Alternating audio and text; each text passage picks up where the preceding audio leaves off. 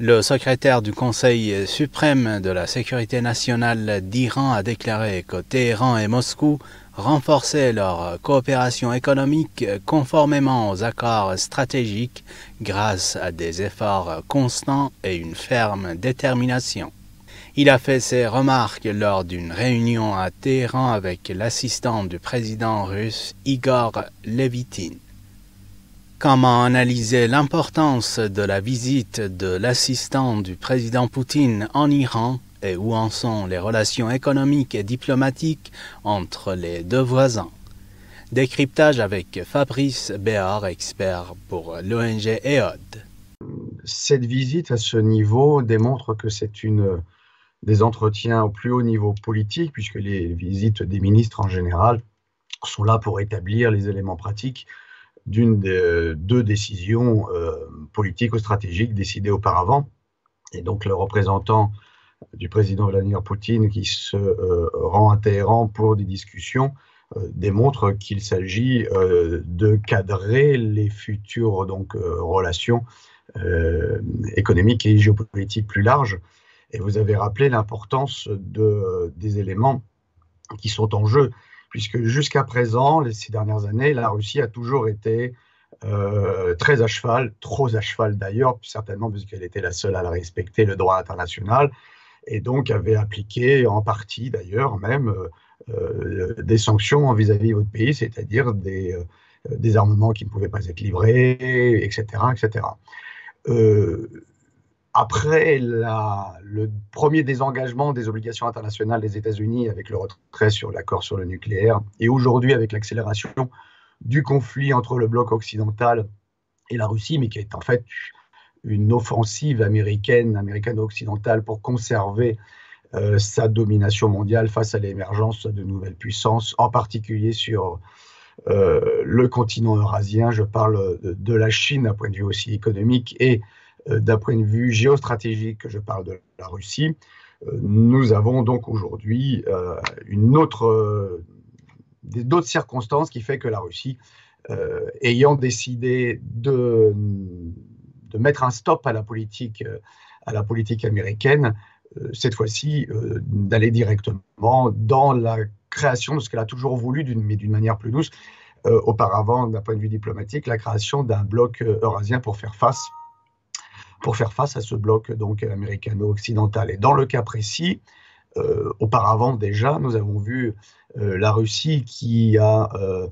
fait le maximum pour faire entrer dans les institutions eurasiennes votre pays, l'Iran, ce qui a démontré qu'il y avait donc une vision géopolitique donc à long terme. Et aujourd'hui, avec le développement de cette confrontation mondiale,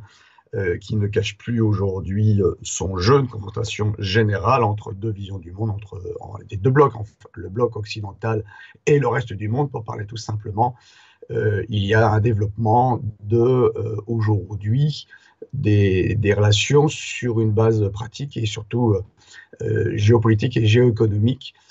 importante. Vous avez précisé ce corridor de transport de marchandises à travers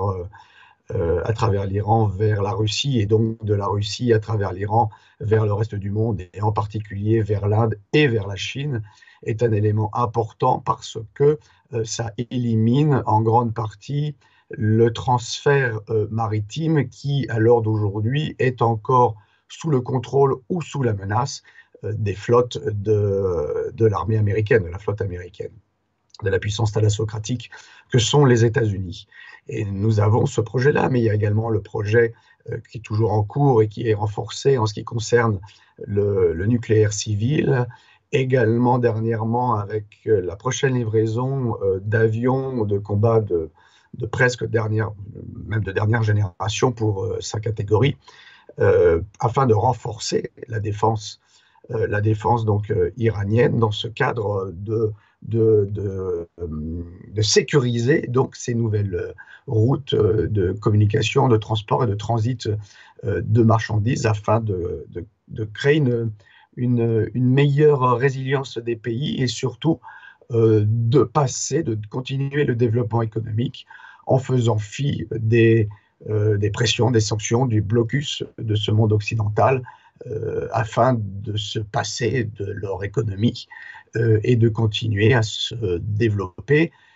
C'est en cela que cette visite est importante, puisque c'est une marque supplémentaire en réalité de cette construction de ce bloc eurasiatique sur le domaine militaire, le domaine économique et d'une manière donc plus générale, un bloc géopolitique qui fait face dans cette confrontation mondiale. Donc c'est une bonne nouvelle.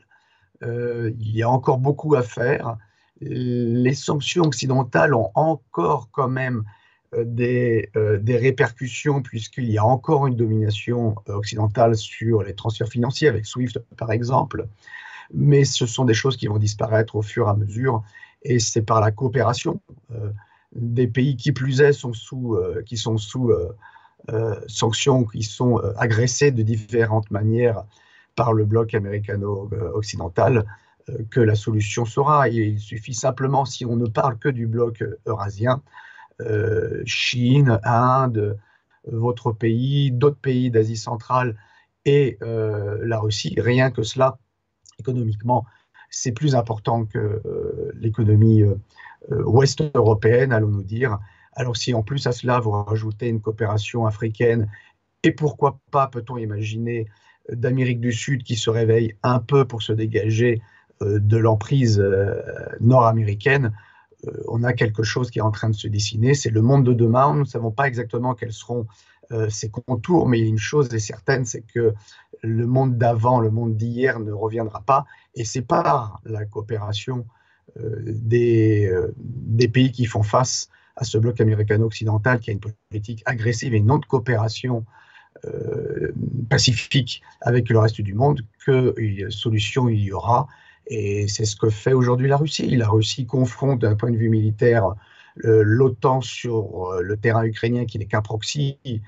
pour les États-Unis. Il n'a absolument rien à faire des Ukrainiens, comme ils n'avaient rien à faire des Irakiens ou des Afghans ou tous les autres peuples du monde sur lesquels ils sont venus soi-disant pour les libérer, avec des millions de morts. Et donc on est dans une situation où, en face à cette confrontation militaire, il y a également toute l'autre partie qui est la construction d'un monde, d'une économie mondiale qui se désoccidentalise, tout simplement pour permettre le développement de chaque pays, puisque sans cela, ce sera toujours cette vision néocoloniale où c'est Washington qui décide et les autres qui doivent subir.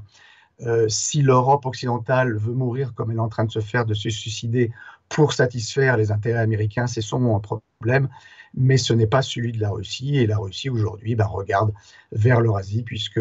malheureusement, à l'ouest, la main tendue n'a jamais été